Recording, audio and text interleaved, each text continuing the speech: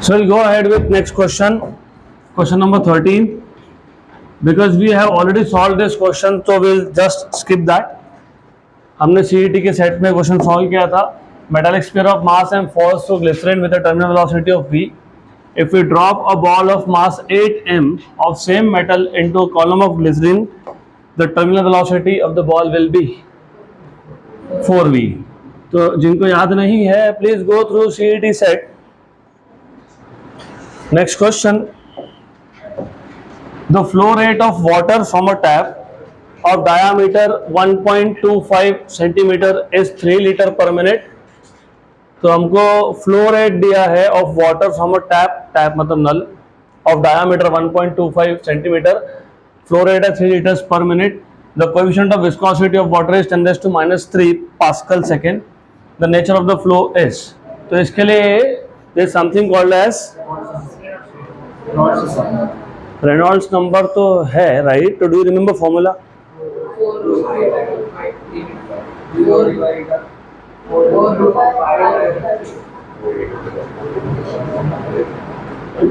Can any one of you tell me what is the formula? Because this question again we have done this in our regular course. 4 rho Q is flow rate upon pi d eta, बराबर? Okay, इसको आप बोलते हो Reynolds number. और अगर आपको याद होगा रेनॉल्ड्स नंबर अगर 1000 से कम आता है तो फ्लो इज स्टेडी फ्लो. 1000 से 2000 के बीच में आता है. स्टेडी मतलब स्ट्रीमलाइन होता है. 1000 से 2000 के बीच streamline is a type of steady flow. तो 1000 से 2000 के बीच में आया तो flow is getting converted from streamline to turbulent. And if it is greater than 2000 then the flow is turbulent. अभी हमको यहाँ पे इस क्वेश्चन में हमारे पास फ्लो रेट है 3 लीटर पर मिनट. तो 3 लीटर पर मिनट. तो सबसे पहले आपको पता होना चाहिए 1 litre is 10⁻³ metre cube. Minute को सेकंड में कन्वर्ट करोगे तो 60 आ जाएगा. तो that is 1/20 into 10⁻³ metre cube per second. Good. तो ये आ गया आपका flow rate in metre cube per second. उसके बाद आपको डायमीटर दिया है 1.25 centimetre, that you will convert in metre and substitute here. तो Reynolds number Rn is equal to 4 और वाटर इज फ्लोइंग तो डेंसिटी ऑफ वाटर इज 10⁻³. तो water बोला है तो डेंसिटी पता होना चाहिए. और ये आ गया आपका 1/20. तो 1/20 10⁻³ 4 हो गया, रो हो गया, क्यू हो गया, upon pi into D. Diameter is 1.25 into 10⁻²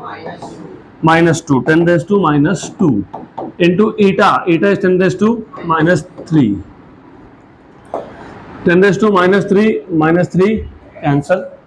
अब we are not interested in knowing exact number. हमको सिर्फ 1000 से कम है, 1000 से 2000 के बीच में, कि 2000 से ज़्यादा है, यही देखना है. तो लुक, ये 20 है तो 20 मतलब 2 इंटू 10 और ये 10⁻⁻1 तो ऊपर जाके +1 तो 10⁻⁴ आ गया. क्या बचा? 4/पाई इंटू 1.25 इंटू 2. ओके, तो ये आ जाएगा आपका Rm equal to 4/2 pi is 6.28 into 1.25 into 10⁻⁴. 6 into 1 is 6. 6 into 0.25 is 1.5. 6 का 1/4. तो 6 और 7.5 उसको 8 मान लो. तो 4/8 होता है 1/2. 1/2 होता है 0.5. तो 0.5 इंटू 10⁻⁴. तो ये सब सॉल्व करके अप्रोक्सीमेटली आएगा 5000. तो 5000 है तो flow is turbulent.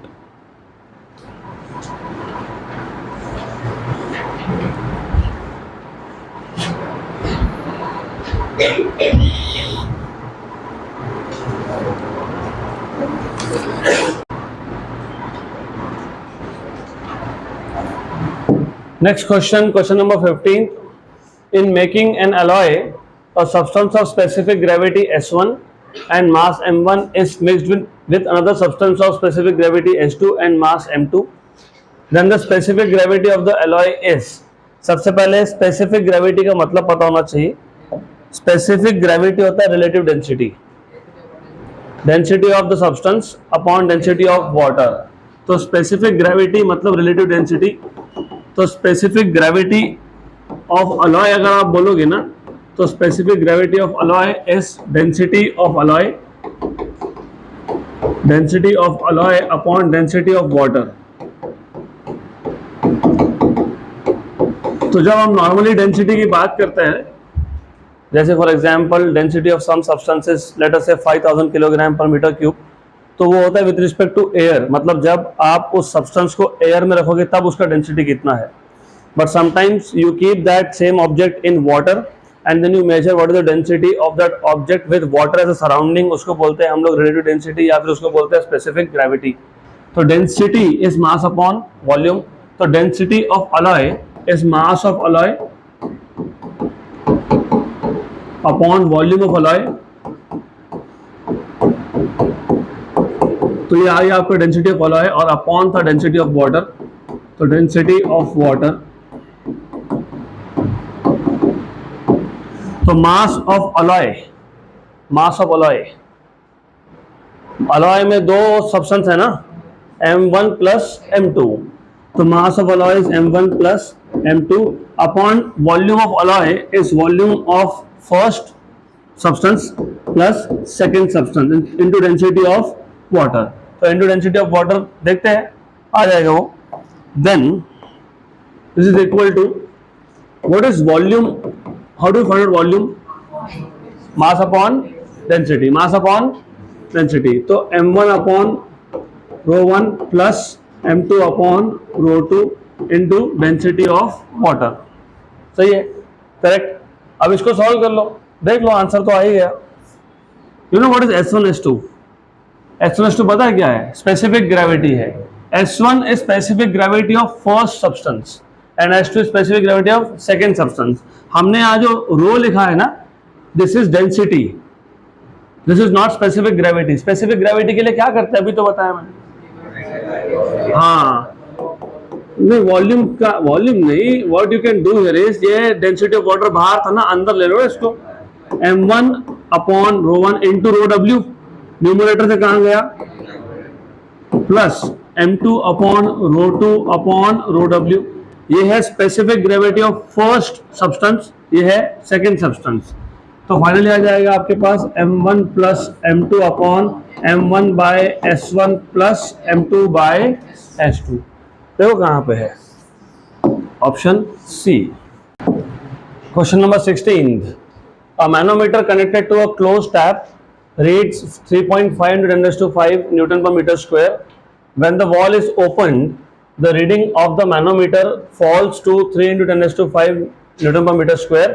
Then the velocity of flow of water is. तो सबसे पहले आपको बताना चाहिए मैनोमीटर करता क्या है। Manometer measures gauge pressure. अभी गेज प्रेशर और एब्सोल्यूट प्रेशर का डिफरेंस मैंने आपको 3 दिन पहले ही बताया था, तो आपको ये पता होना ही चाहिए। Then they are telling you, एक टैप है, जब तक टैप क्लोज्ड है, तो टैप क्लोज्ड है मतलब फॉर एग्जांपल यहाँ पे मैंने इसको बंद करके रखा है, देयर इज अ वॉल। तो ऑफ कोर्स जब तक टैप क्लोज है water is not flowing, and if water is not flowing तो definitely pressure will be larger. तो यहाँ पे जो प्रेशर है ना, प्रेशर वो आपको बता दिया है कितना है, 3.5 into 10 to 5। गुड। तो P1 is equal to 3.5 into 10 to 5। Good.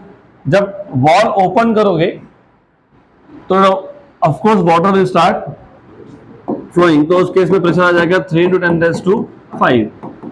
अब टैप या पाइप तो सेम है, मतलब केस 1 या केस 2 में हाइट सेम रहेगा। और अगर आपको बर्नौलीज इक्वेशन याद है तो याद होना चाहिए वैसे, P1 minus P2 equal to half rho V2 square minus V1 square plus rho GH2 minus H1। यह है Bernoulli's equation. And since height is same तो H1 इक्वल टू H2 होने की वजह से थर्ड टर्म आपका हो जाएगा 0। P1 माइनस P2 ये तो आपके पास वैल्यू दिया ही हुआ है, 3.5 into 10 to 5 minus 3 into 10 to 5 equal to half rho V2 square find करना है और V1 स्क्वायर 0 है। क्यों जीरो? क्योंकि पहले वॉल क्लोज था, अगर वॉल क्लोज है तो liquid is not flowing, liquid is not flowing मतलब वेलोसिटी इज जीरो। इसको सिर्फ सॉल्व कर लो, 3.5 में से 3 गया तो 0.5 होता है, 0.5 × 10⁴, हाफ रो। वाटर की बात हो रही है ना, वाटर वाटर बोला है ना कहीं पे, यस। और वैसे by the way velocity of flow water बोला ही है, ओके। तो 10⁻3, ये 0.5 है ना, 10⁵ है क्या? Okay, 10⁵ and V2²।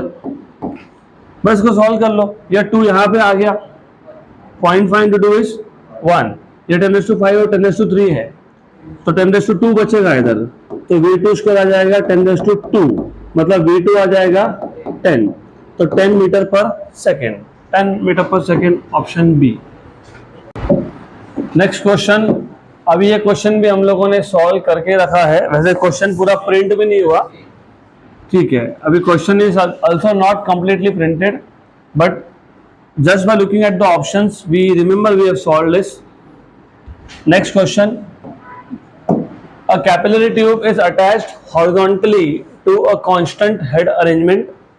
If the radius of the capillary tube is increased by 10%, then the rate of flow of fluid will change nearly by। तो एक कैपिलरी ट्यूब है, इट इज अटैच्ड हॉरिजॉन्टली, तो तुमने ट्यूब को horizontally attach करके रखा है to a constant head arrangement. If the radius, अभी कैपिलरी मतलब basically it is a tube which is open at both the ends, तो उसमें से लिक्विड फ्लो हो रहा है, ऐसा उनका बोलने का मतलब है। तो अगर रेडियस को हमने 10% से बढ़ा दिया तो rate of flow of liquid will change nearly by equation of continuity, okay. तो equation of continuity A1V1 equal to A2V2, सही है। पहले तो पता होना चाहिए आपको क्या पूछा है, rate of flow of liquid, rate of flow of liquid मतलब क्या फाइंड करोगे? Rate of flow of liquid मतलब कौन सा पैरामीटर फाइंड करोगे? परसेंटेज चेंज है वो, परसेंटेज चेंज, तो क्या फाइंड करेंगे पहले वो तो बता दो। What will you do in this case? Rate of flow, तुमने इक्वेशन ऑफ कंटिन्यूटी बोला तो वहीं पे तुम गलत हो गए। रेट ऑफ फ्लो, इसको तुम रेट ऑफ फ्लो ही बोलते हो, A × V को, करेक्ट है। A क्या होता है? मीटर स्क्वायर, V क्या होता है? मीटर पर सेकेंड, तो metre cube per second, that is called as rate of flow. लेकिन रेट ऑफ फ्लो के लिए एक फॉर्मूला है जो आपका स्टेट बोर्ड में कवर नहीं होता, पॉइजनस इक्वेशन, ऐसा दिया हुआ है। मैंने आपको बताया था कि ये स्टेट बोर्ड में कवर नहीं होता, लेकिन नीट और JEE के लिए एक्सपेक्टेड है, तो मैंने बताया था, अगर याद होगा तो 8πr⁴ ऐसा कुछ तो इक्वेशन आता है, रिमेंबर? मैंने आपको फॉर्मूला बुक दिया है ना, याद है क्या? याद है नहीं? भूल गए? 8π या P प्रेशर होता है, pressure, P πr⁴ upon 8 equation याद नहीं है? फॉर्मूला बुक लाए हो? नो, तो मुझे बताना पड़ेगा। इट इज 8η L, इसको आप बोलते हो Poiseuille's equation that gives you rate of flow. अब क्वेश्चन देखो क्या बोला हुआ है, कैपिलरी ट्यूब को अटैच किया horizontally to a constant head arrangement, if the radius of capillary tube is increase by 10%, तो सिर्फ रेडियस चेंज किया, बाकी कुछ चेंज किया क्या हमने? नहीं। तो P constant, pi constant, eta constant, L भी कांस्टेंट, तो flow rate V is directly proportional to r⁴। Good. Then ये फ्लो रेट है, ये वेलोसिटी नहीं है, it is flow rate. What is flow rate? Volume per unit time, flow rate volume per unit time. तो ये formula पता होना चाहिए। परसेंटेज चेंज कैसे निकालते हो आप? Delta V by V into 100, मतलब कैसे निकालते हो? V2 - V1 upon V1 into 100, मतलब क्या करते हो? V2 by V1 minus V1 by V1 is 1 into 100। तो क्वेश्चन सॉल्व करने के लिए क्या चाहिए? V2 by V1, लेकिन V किस पे डिपेंड करता है? R पे, r⁴ पे। तो V2 by V1 is equal to R2 by R1⁴। R2 कितना है? 10% से इंक्रीज किया था। अब मैंने आपको बहुत बार बताया 10% से इंक्रीज करने का मतलब क्या होता है? 1.1, वेरी गुड। तो R2 is 1.1 times of R1 upon R1 raise to 4 हो गया, राइट। 1.1 के स्क्वायर का स्क्वायर, 1.1 का स्क्वायर 1.21 होता है, 1.21 का स्क्वायर 1.44, तो दिस इज रफली 1.44। अरे 12 का स्क्वायर हो गया ना वो, हाँ तो ठीक है 1.44 के आसपास ही आएगा वो। 1.21 का स्क्वायर 1.4641, तो ये आ गया 1.4641। दिख गया आंसर, दिख गया 46%। तो ये जो V2 बाई V1 है ना, ये इक्वेशन नंबर 1 में सब्स्टिट्यूट कर दो, इक्वेशन नंबर 2 को इक्वेशन 1 में सब्स्टिट्यूट कर दो, तो from 1 and 2 you have delta V by V into 100 is equal to V2 by V1, which is 1.4641 minus 1 into 100, मतलब 46%, 46.41%। 1.4641 minus 1 is 0.4641 into 100 is 46.41. So how much percentage increase? 40.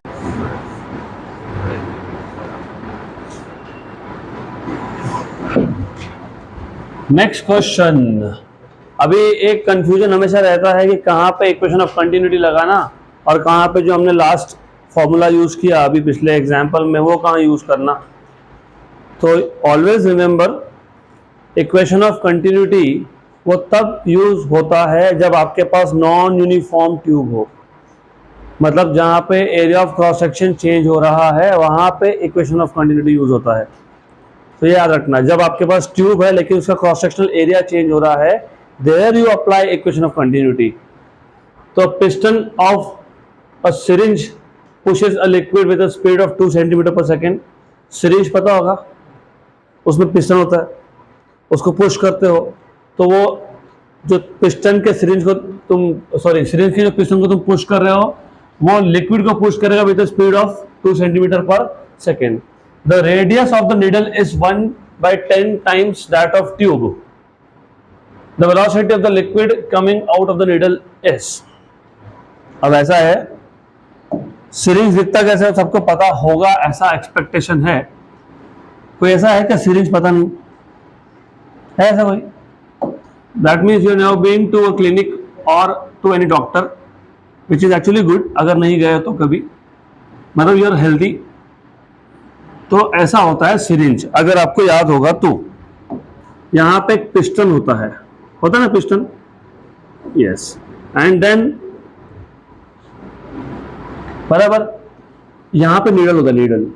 तो अभी question क्या बोला देखो, क्वेश्चन क्या बोला देखो, a piston of a syringe, piston of a syringe pushes a liquid with a speed of 2 centimetre per second. तो यहाँ पे अगर इसको 0.1 बोलता हूँ ना मैं, तो V1 की वैल्यू दे दी आपको, तो ये V1 की वैल्यू है। और radius of the needle is 1/10, needle यहाँ होता है, इसको 0.2 बोलता हूँ, तो radius R2 is 1/10 of R1। V1 की वैल्यू आपको दी है 2 सेंटीमीटर पर सेकेंड। आपको क्या पूछा है? Velocity of the liquid coming out of the needle, मतलब V2 पूछा है। क्या पूछा है? यहां इस केस में लगाओगे equation of continuity, A1 V1 equal to A2 V2, सही है। A is pi R1 square, V1 equal to pi R2 square, pi और पाई हो गया cancel. You want to find out V2 equal to क्या आएगा? R1 bye R2 का square times of V1, R1 bye R2 10, तो 10 square into V1 कितना है? तो 200 centimetre per second. Option C.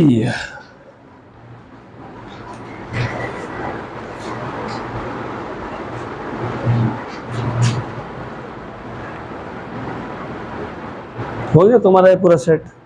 तो अगला सेट लाया ना, but no discussion allowed.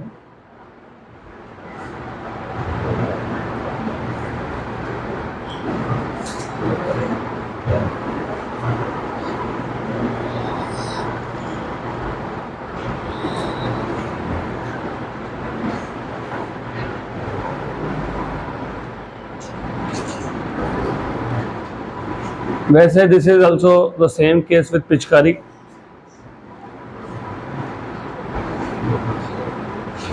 It has a piston. It's just like a syringe, but a bigger version of syringe.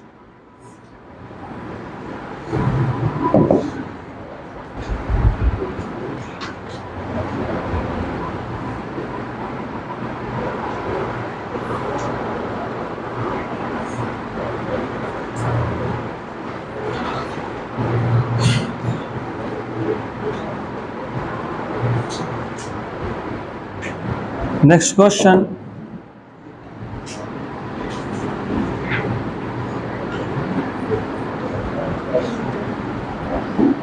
अगला question, question number 20. ये अच्छा क्वेश्चन है. Water from a tap emerges vertically downwards with an initial speed of 1 meter per second. Water from a tap emerges vertically downwards. Tap open किया तो पानी नीचे आ रहा है with a speed of 1 meter per second. The cross-sectional area of the tap is 10 raised to minus 4 meters square. Assume that the pressure is constant throughout and that the flow is steady. The cross-sectional area of the stream 0.15 meter below the tap is. तो पहले तो question समझ में आना चाहिए. अभी question समझ में आया तो ठीक, नहीं तो मुश्किल है. तो for example you have a tap. अब नॉर्मली होता क्या है, if you must have seen, जब आप टैप ओपन करते हो ना, तो जब वाटर आता है तो स्ट्रीम ऐसा कभी नहीं होता, ऐसा होता ही नहीं है. या तो वो बन जाएगा नैरो या वो बन जाएगा वाइड. तो पानी निकलने के बाद या तो स्ट्रीम नैरो हो जाएगा या फिर वो हो जाएगा वाइड. होता है ना सर, टैप ओपन करने के बाद पानी फैलता है ना बाहर की तरफ या अंदर की तरफ, डिपेंड करता है, राइट. तो ऐसा ही कुछ बोला है क्वेश्चन में. तो क्वेश्चन पढ़ोगे तो क्या बोला है, water from a tap emerges vertically downward with initial speed of 1 metre per second. तो यहाँ से पानी बाहर निकला, इसको 0.1 बोल देता हूँ, यहाँ पे 0.2 बोल देता हूँ. तो V1 की वैल्यू कितनी दी है, 1 metre per second. Cross sectional area of the tap, तो यहाँ पे जो एरिया है टैप का, जो क्रॉस सेक्शनल एरिया है A1, उसकी वैल्यू दी है 10 raised to minus 4 metre square. Assume that the pressure is constant throughout. Pressure is constant throughout मतलब जितना प्रेशर यहाँ था उतना ही प्रेशर यहाँ है, मतलब P1 इक्वल टू P2 है. तो P1 इक्वल टू P2 अगर है तो प्रेशर डिफरेंस 0 है. बर्नौली इक्वेशन यूज करेंगे तो लेफ्ट हैंड साइड 0 हो जाएगा. That is what it means. अभी क्या बोला है आप, and the flow is steady. The cross sectional area of the stream, cross sectional area of the stream मतलब A2, कहाँ पे A2, 0.15 metre below the tap is. Tap से मतलब यहाँ से यहाँ तक ये डिस्टेंस कितना दिया हुआ है, 0.15 मीटर. अगर आपको याद होगा ये होता है H1 माइनस H2. तो आपको H1 माइनस H2 दे दिया. अब लगाओ बर्नौलीज इक्वेशन. तो बर्नौलीज इक्वेशन क्या था, P1 minus P2 equal to half rho V2 square minus V1 square plus rho G H1 minus H2 या H2 minus H1 whatever it is, कोई फर्क नहीं पड़ता, डजंट मैटर रियली. तो P1 minus P2 क्या है, 0 है. इसको तुम H2 माइनस H1 लिख दो, क्योंकि ओरिजिनल फॉर्मूला में क्या था, ये H2 माइनस H1 था. हो गया, good. Half rho V2 square पूछा क्या है आपको, क्या पूछा है, area of cross section. A2 पूछा है, क्या पूछा है, A2 पूछा है. अभी A2 भी लाएंगे इक्वेशन में, रुको. V2 square minus V1 square plus rho G H2 minus H1. इसको यहाँ शिफ्ट कर देता हूँ तो क्या बन जाएगा, रो G H2 minus H1 with, तो मैं H1 माइनस H2 लिख देता हूँ, H1 माइनस H2 लिख दिया. Half rho V2 square minus V1 square बराबर. हमको दिया है V1, हमारे पास V2 का कोई भी इंफॉर्मेशन नहीं है, नहीं है, राइट, नहीं है, बिल्कुल नहीं है. और हमको V2 का कुछ काम भी नहीं है, हमको तो A2 पूछा है ना. तो अगर आपको याद होगा equation of continuity A1 V1 equal to A2 V2, तो V2 equal to A1 by A2 times of V1. तो ये जो V2 स्क्वायर है, V2 स्क्वायर वहां पे क्या लिखेंगे, A1 by A2 V1 square square and square, बराबर, गुड। रो जी, हाँ रो कैंसिल कर लेते, ठीक है, रो और रो गया। जी H1 माइनस H2, ये कितना था 0.15 equal to half V1 square बाहर आ गया, A1 बाई A2 का square -1। Okay, we are interested in finding out what is A2। तो एक काम करते हैं ना, ये जो G की वैल्यू है, G की वैल्यू वो 10 ले लेते हैं, 1 तो ये 1.5 बन जाएगा, 1.5 और वो 2 तो कितना हो गया 3, ये 3 हो गया, equal to V1 square, V1 कितना था 1, वेरी गुड, 1 का स्क्वायर इज 1, चलो ठीक है।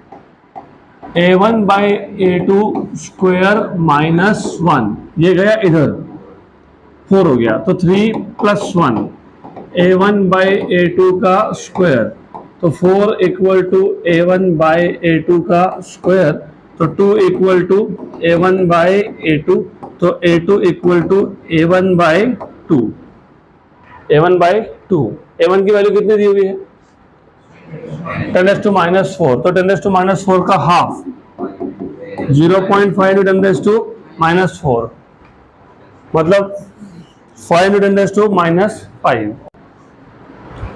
Next question, question number 21. A sphere falls from top and travels through some distance in liquid when it attains terminal velocity. एक स्पीयर जब एक liquid से फॉल होता है, उस पर टोटल 3 फोर्सेस एक्ट होते हैं। एक होता है downward force due to weight, मतलब ग्रेविटी, 2 होते हैं upward due to viscous force which is given by Stokes law, and upthrust which is force of buoyancy. तो जब वेलोसिटी कांस्टेंट हो जाए, मतलब टर्मिनल वेलोसिटी की बात हो रही है, तो downward force and upward force are balanced. तो राइट, अभी क्या बोला है F2 is the total weight of the sphere, yes, और if F2 is total weight of the sphere, then F1 is upward force of viscosity. If F2 is net weight of the body, then F1 is upward thrust, none. बताओ, if F2 is total weight of the sphere and F1 is upward force of viscosity, सही है ना, correct है। अब यहाँ पे force of बियॉन्सी mention नहीं किया, तो फिर हमको एक ही अपवर्ड फोर्स है, that is force of viscosity. तो F2 इज वेट। अभी देखो, ये भी एक चीज है, थोड़ा सा अच्छे से समझ लो। फिलहाल विस्कोसिटी भूल जाओ, तो कौन से फोर्सेस एक्ट होंगे, वेट और फोर्स ऑफ बियॉन्सी। वो होता है फोर्स ऑफ बियॉन्सी नेट वेट को क्या करता है, बियॉन्सी फोर्स का डायरेक्शन बताओ, वेट का डायरेक्शन बताओ, तो बियॉन्सी फोर्स ने नेट वेट को क्या कर दिया, कम कर दिया। क्या कर दिया, तो जो F2 है ना, ये नेट फोर्स है, नेट वेट है, it is weight minus force of buoyancy, इसलिए बोला F2 is a total weight. तो F2 में दोनों आ गए, वेट आ गया और क्या आ गया, बियॉन्सी फोर्स। तो बचा कौन अब, विस्कोसिटी फोर्स। तो F1 कौन होगा, फोर्स ऑफ विस्कोसिटी। तो option B is correct, F2 is net weight, मतलब total weight, and F1 is upward force of viscosity. हो गया। अगला question, 2 syringes of different cross section without needle, 2 syringe है अलग अलग क्रॉस सेक्शन के, needle नहीं है, filled with water are connected with tightly fitted rubber tube filled with water। तो 2 सिरिंज को आपने टाइटली फिटेड रबर ट्यूब से कनेक्ट किया और उस ट्यूब में भी वाटर है। Diameter of smaller piston and larger piston are 1 cm and 3 cm respectively. If a force of 10 Newton is applied to the smaller piston, then the force exerted on the larger piston is extremely simple। इसमें diagram की जरूरत नहीं है वैसे, लेकिन मैं just draw करके बता देता हूं। हमारे पास 2 सिरिंज है, तो you have 2 syringe of different cross sections, एक का क्रॉस सेक्शन बड़ा है, एक का छोटा है, and they are connected with tightly fitted rubber tube. So they are connected with tightly fitted rubber tube. Good. Then in this case, यहां पे पिस्टन्स है, अब फोर्स पिस्टन है यहाँ पे। छोटे पिस्टन पे एक इनवर्ट फोर्स अगर लगाया F1 तो वो इनवर्ट फोर्स यहां पे आके एक आउटवर्ड फोर्स बनता है F2। कौन सा law? Pascal's law. Done. Pressure at point 1 is equal to pressure at point 2, तो F1 by A1 equal to F2 by A2। आपको F2 पूछा है, F2 equal to A2 by A1 times of F1। A2 is pi R2 square upon A1 is pi R1 square F1। Pi pi cancel, तो R2 by R1 का square times of F1। हो गया question खत्म। R2 की value दी हुई है ना, larger piston का रेडियस दिया हुआ है, स्मॉलर का रेडियस दिया हुआ है, डायमीटर दिया हुआ है, रेडियस दिया हुआ है। What is diameter of smaller piston? 1 and that of larger piston 3, right? Correct. तो मैं रेडियस की जगह डायमीटर भी लिख सकता हूँ। I can directly write down here diameter. Okay, तो नहीं तो फिर बोलोगे चलो कोई बात नहीं, काम बढ़ाओ अपना। What was diameter 2? 3, तो उसका हाफ कितना है? 1.5। What is radius 1? Diameter 1 is 1 centimetre और रेडियस कितना होगा? 0.5 स्क्वायर। F1 कितना था? F1 how much force did you apply? 10। How much is that? 1 and 3 3 square is 9, मतलब कितना हो गया? 90 न्यूटन। Option C. अगला question. An ideal fluid flows through a pipe of circular cross section. Ideal fluid है which is flowing through a pipe of circular cross section made of two sections with diameters 2.5 and 3.75 centimeter. Ratio of the velocities of the in the two pipes is, बता दो। 9:4 क्योंकि equation of continuity. तो A1 V1 equal to A2 V2। आपको V1 by V2 पूछा है, तो it is A2 by A1। Okay, A2 is pi R2 square upon pi R1 square. Pi pi cancel, तो R2 by R1 square, तो R2 is 3.75, R1 is 2.5 square. 1.25 2 जा and 1.25 3 जा। 3/2 का square is 9/4। 9/4 option number. Next question. A drop of water of radius 0.0015 mm, मतलब 15 into 10 raised to -7। 0.0015 is 15 into 10 raised to -4 और millimetre को metre में convert करोगे तो और -3 आ जाएगा। Is falling in air, falling in air, density of air is 1. If the coefficient of viscosity of air is 2 into 10 raised to -5, ये kilometre तो नहीं हो सकता, this is something wrong। देखते हैं। The terminal velocity of drop will be, terminal velocity of drop will be, तो terminal velocity पूछा है, अगर आपको याद होगा terminal velocity is 2/9 r square rho minus sigma g upon eta। तो 2/9 r स्क्वायर, रेडियस तो अभी देखा 15 into 10 raised to -7 का स्क्वायर। कौन फॉल हो रहा है? Drop of water, density of water is 1000। कितना? 1000। और एयर का कितना होता है? 1।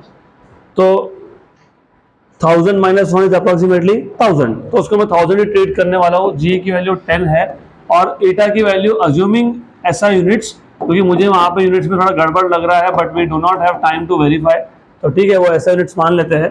तो 2 और 2 हो गया कैंसिल। 15 का स्क्वायर होता है 225 इंटू 10 रेज़ टू -14, ये 10 रेज़ टू 3 और ये 10, तो 10 raise to 4 upon 9 into 10 raise to -5। What is 25 9 जा? 225, तो 1 जा और 25 जा। ओके, तो ये 10 रेज़ टू -14 और -5 नीचे, तो -9 और ये +4, तो -5, तो 25 to 10 raise to -5 metre per second. ये आ गया ऑप्शन सी। तो 2.5 into 10 raise to -4 option C. Next question, question number 25। The radii of the two columns in U-tube, radii of two columns in U-shaped tube are R1 and R2. When a liquid of density rho angle of contact 0 is filled in it, the level difference of the liquid in two arms is h, the surface tension of the liquid is. अच्छा है, good question. Okay, तो good question पे आके रुक गया हो. Hint था कि कुछ असाइनमेंट दे दो, थोड़ा सा ये भी सॉल्व करें. करोगे सॉल्व? तो देखते हैं, let us see if you do. तो हमारे पास ऐसा बोला है, radii of the two columns in U tube are. तो एक यू शेप ट्यूब है. यू शेप ट्यूब का जो दोनों साइड का, दोनों आर्म्स का क्रॉस सेक्शनल एरिया है वो सेम नहीं है, क्योंकि रेडियस सेम नहीं है. Since the radius is not same, तो ऐसा है वो. एक में रेडियस इज r1, तो यहाँ पे रेडियस r1 और दूसरे में radius is r2. When a liquid of density rho with angle of contact 0 is filled in it, the level difference in the liquid in the two arms is h. तो एक side में मान लो ज्यादा height है, दूसरे में कम है, तो level difference is h. The surface tension of liquid is. तो बताओ क्या करेंगे? डायमेंशनल. डायमेंशनल से आंसर आ जाता है ऐसा, ऑप्शन ए. तो ठीक है, डायमेंशनल एनालिसिस से तुम करोगे तो देखो अच्छे से देख लो. रो क्या होता है? डेंसिटी, मतलब kilogram per metre. G is metre per second square. H is metre, वो भी मीटर, आगे भी मीटर, अपॉन 2 इंटू मीटर. मतलब 2 तो नहीं आएगा डायमेंशन में, हो गया. ये मीटर क्यूब, ये कैंसल हो गया ना, ये और ये हो गया कैंसल. किलोग्राम पर second square. Dimensionally surface tension, क्योंकि सरफेस टेंशन होता है फोर्स पर यूनिट लेंथ. तो डायमेंशनली आ गया, लेकिन फिर बाकी ऑप्शन भी तो चेक करने पड़ेंगे ना डायमेंशनली. तो डायमेंशनल एनालिसिस लास्ट में यूज करते हैं जब हमको कुछ भी नहीं पता होता, when we have absolutely no hint about what they are asking us. तो उस केस में हम डायमेंशनल एनालिसिस यूज करते हैं उस केस में. तो यहाँ पे तो वैसा नहीं है ना. यहाँ पे don't you have any hint about what they are asking you.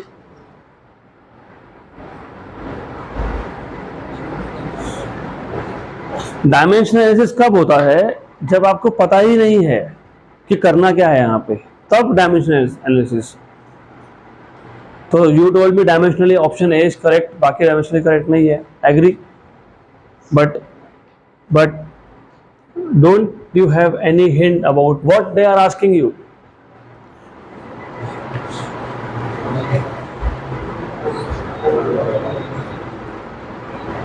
बताओ. यहां ध्यान दो.